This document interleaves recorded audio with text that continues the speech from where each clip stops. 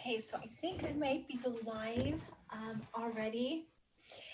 So, well, you guys, it is October 2nd, and we had a full moon on October 1st.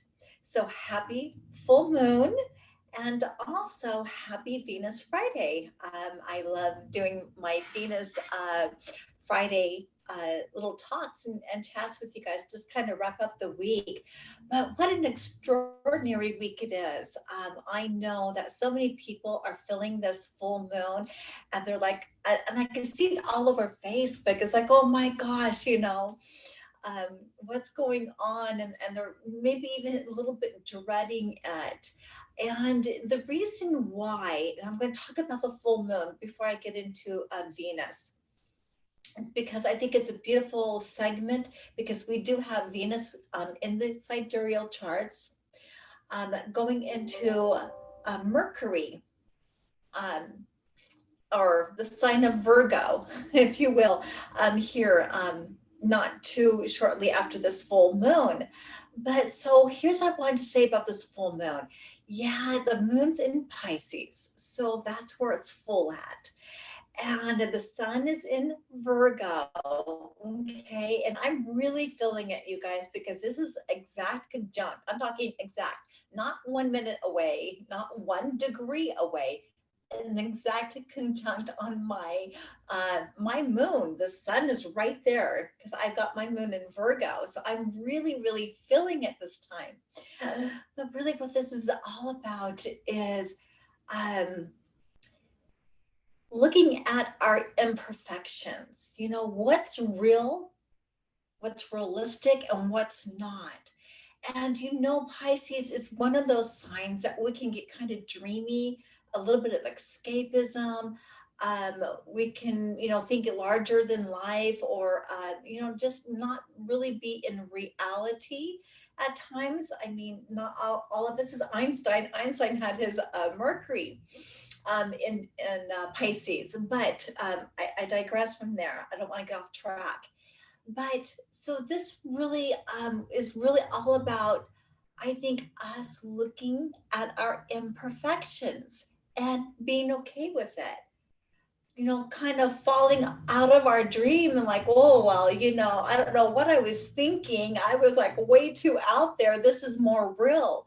Or, what are we thinking that, do we have to be perfect? Because Virgo, you got to remember now, the sun receives. So whatever sign it's in, it's receiving. That's all. I mean, excuse me, the moon receives. So wherever the moon is at, it's completely 100% receiving.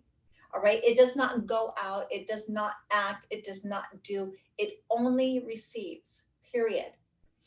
And so the moon sitting in there, so we're wanting our peace and our stillness, and we're wanting everything just to flow and to be in this kind of like a dream world, maybe things, thinking of things that are just not realistic. Now, with that being said, the sun is looking at it from, I want to be perfect. This is Virgo. It's all in the details. You got to be perfect and don't mess up. So, what's going to happen is going to bring wherever these guys are at in your chart, wherever you may have Virgo or wherever you may have Pisces at in your chart, it's going to come up in that element, in that way, whether an event happens to you or an event happens, or we are the event that happens, right? And I'll give you guys a small example. This is just so funny. This morning I was on a radio show with some beautiful ladies, and I got stuck on being able to understand or interpret a couple of words due to an accent that was new for me. And so it really kind of, it was kind of funny, but then I'm thinking, Samantha, this is not funny at all. Why are you getting hung up on this? And I expect myself to be perfect when I'm going on, especially to somebody else's show, when I am showing up for somebody else. I am expecting this high quality, this perfectionism. Now, Now remind you, and yes, communication is a third thing, a third house thing. But however, I'm a Virgo ascendant. I've got Pisces, so my moon's in my Pisces. So I'm working with somebody else, and my Jupiter, remind you, is sitting in the third house. So I am going to have some type of event that's was going to get mucked up. I personally was going to muck it up in one way or another. And it was going to be with somebody I was talking with who that I'm going to be working with in the future. And of course, it's landing into the um, third house of communications. And it played exactly out like that. And it's just so funny. But even furthering that, we were talking about astrology, we were talking about spirituality, we were talking really about our deep our deep emotions about current events, which of course my Jupiter is in Scorpio in the third house. So really it couldn't have played out any better, you guys. And Also, what also yes, one of the ladies, I do have her chart, and her full moon and was in, I do believe, yeah, her eighth house of unexpected events, something that was not in her control. And the sun, of course, that was creating this beautiful full moon in Pisces was sitting in her third house of communications. And that's exactly how it played out in her house with me not hearing correctly the words or being able to interpret them, which is a big, huge Virgo thing. That's a huge Mercury thing. So it played out for her also in her chart.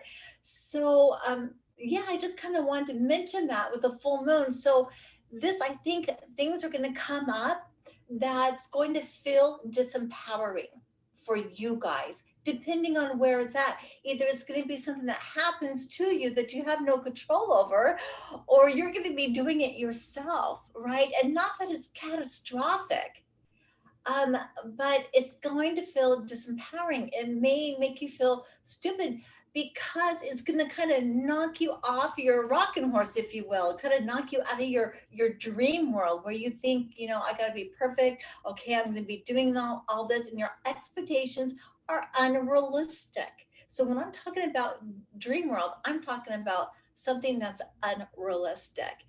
And so I am sure so many people are feeling this. It's like, oh, because it's bringing out some things that I guess maybe we're not ready to deal with. But here's the perfect part of this. I felt somewhat disempowered. I'm an astrologer. I'm not perfect, right? And I felt somewhat disempowered. I actually did kind of feel stupid in regards to this morning's events. But what it allows me to do is what's causing that. And so you guys look at your life, okay? Really, should I feel disempowered? Why do I feel so disempowered? And we know if we're feeling disempowered, if we're feeling silly, if we're feeling stupid, if we're feeling frustrated because we can't get something the way we think they should be done, maybe we need to look into really where those emotions are coming from.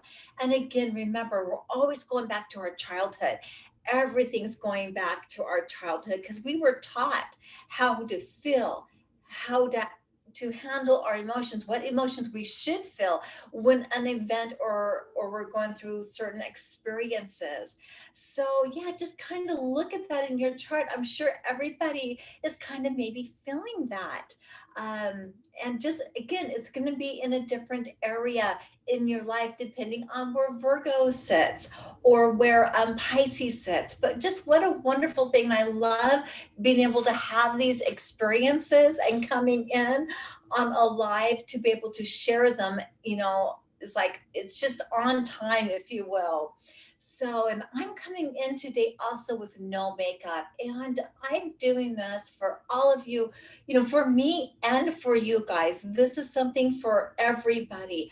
Um, Let me share myself as not trying to be perfect. And with that, I just want you guys to know that it's okay not to be perfect, that you guys are so beautiful just the way you are, even with the little flaws that you may have. So, yeah, that's what I wanted to share for the full moon. This is amazing. We're gonna go probably the next until the new moon. We're gonna be kind of in the cycle of really digging out those old emotions and going through what doesn't seem to be so perfect, and maybe we hold ourselves too high, too high of a standard. So let's go on to Venus. I really wanted to cover Venus today because I don't know the exact date, and I apologize. I didn't have time to look it up this morning, but I know that Venus is going to be heading into Virgo here really, really soon. And I'll have that exact date for you guys tomorrow on the transits, all right? So, Virgo and Venus. I know this one really well too because I got my Virgo and Venus. So, there's two ways that Venus can really play out, and it's depending upon again all your other where your ascendant sign, where she's falling out in your chart. If you have a Virgo in your natal chart, Venus in your natal chart in the sign of Virgo, but really Virgo wants things to be perfect. She and I hear so often she's hypercritical. Don't get married when Venus is in Virgo. And I also hear a lot that she just nitpicks and is just she's anal in her marriages and in her partnerships, etc., etc. And that's not completely true. Um, Sometimes, and this is from experience, sometimes Venus can be in such a house in a debilitated state, and with other planets, because I got other planets with Venus, I'm very Virgo, by the way, that I was the people pleaser.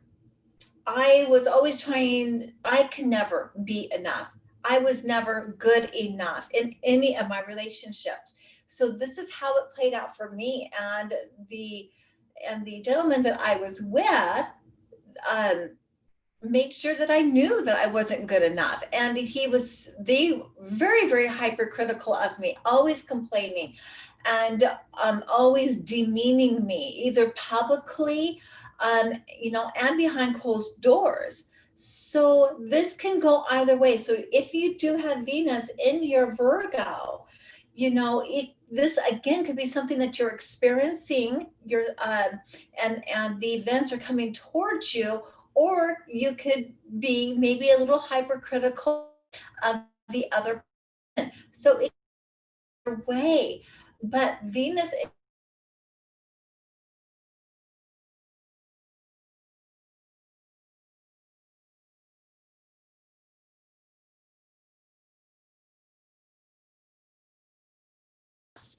and and people don't like to be around somebody who's hypercritical. It's not a fun place to be. That's just, it's too harsh. But again, at the same time, we can use this though, if we don't exaggerate it, in moderation, to really up our game and make whatever we're working on, our projects that we're working on, getting into those details and really maybe improving it.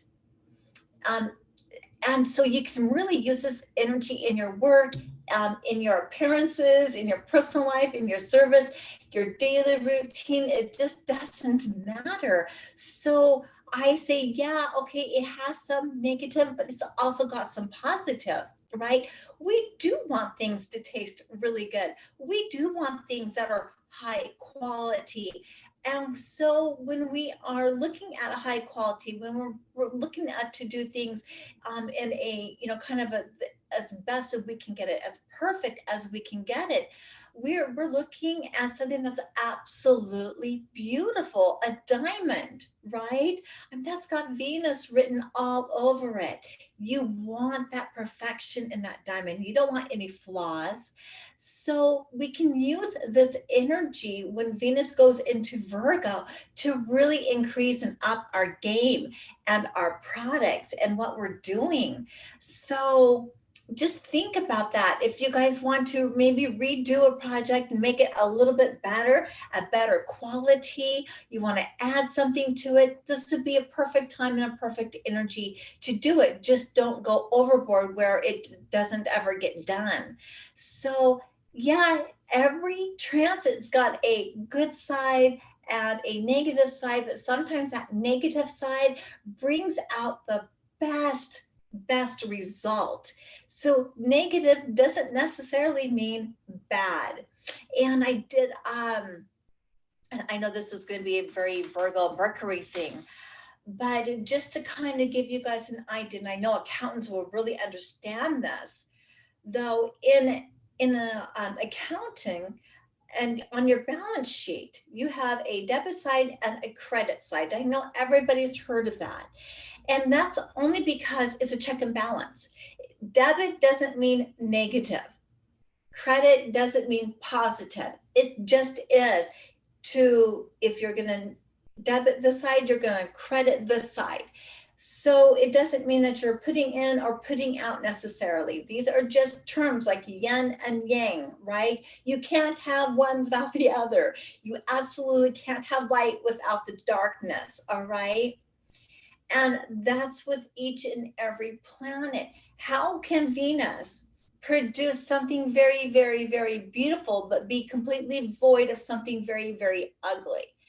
How can Venus have a beautiful speech if she can't reflect the exact opposite of that beautiful speech and have an ugly speech, right?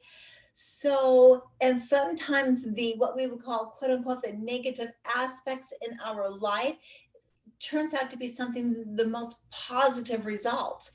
And going back to the accounting on the debit and credit, when you debit in accounting on the balance sheet, when you debit your checking account, you're actually taking money and putting it into the checking account.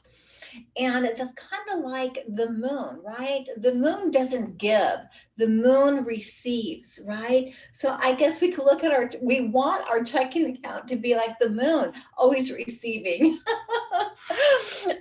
But I hope that kind of gives you guys a really good rundown on, you know, negative and positives and how we can really use them beneficially as they're transiting through the charts. So when things don't feel good, it just means that it's asking you to change. And okay, let's be honest.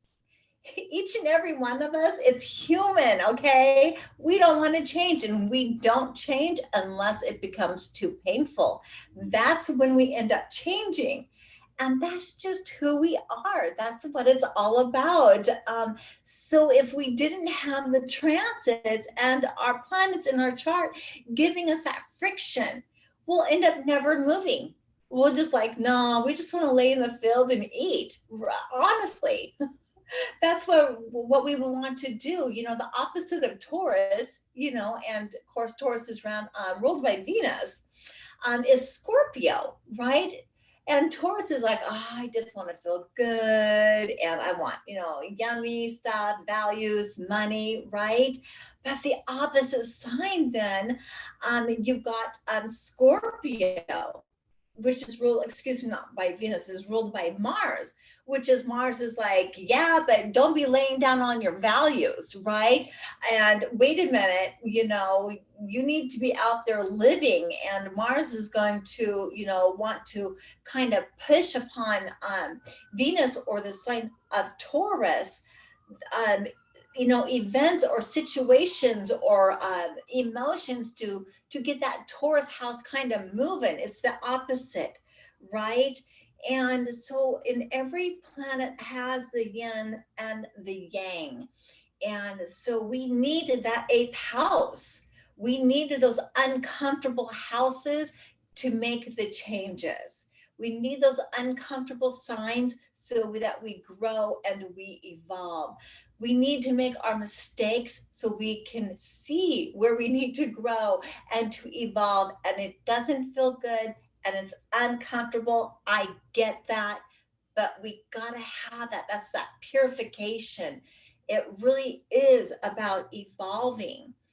And so instead of rejecting it and whining and crying about it, we can embrace it. And again, I had that perfect opportunity to do that this morning. And I'm thinking, oh my gosh, I felt really stupid. And I'm thinking, you know what? I'm going to rise above this. And I am going to be okay with, how this happened and learn and grow from it. And it just means that, okay, maybe I need a little bit better equipment and I can learn the accents. It's something that was brand new to me. I've never heard it before. And so I know that I am perfectly capable of learning. I know I can learn different languages, I can learn different accents. And where did that self or that disempowerment come from? I get to work that out now on my own time. So this is just kind of what it looks like. And I really feel, you guys going through a hard time. I feel that. Um, just because we're in astrology doesn't mean that we don't have a hard time, because we do. So I think that wraps it up for Venus Friday. So I will see you guys all tomorrow for the transits. I am unsure if Siobhan or Michelle will be joining me, but we will definitely be having it. I will cover them in full, and we'll even talk a little bit more about the full moon and go a little bit more in depth in it. So you guys have a beautiful day. It was wonderful being here with you guys. Namaste.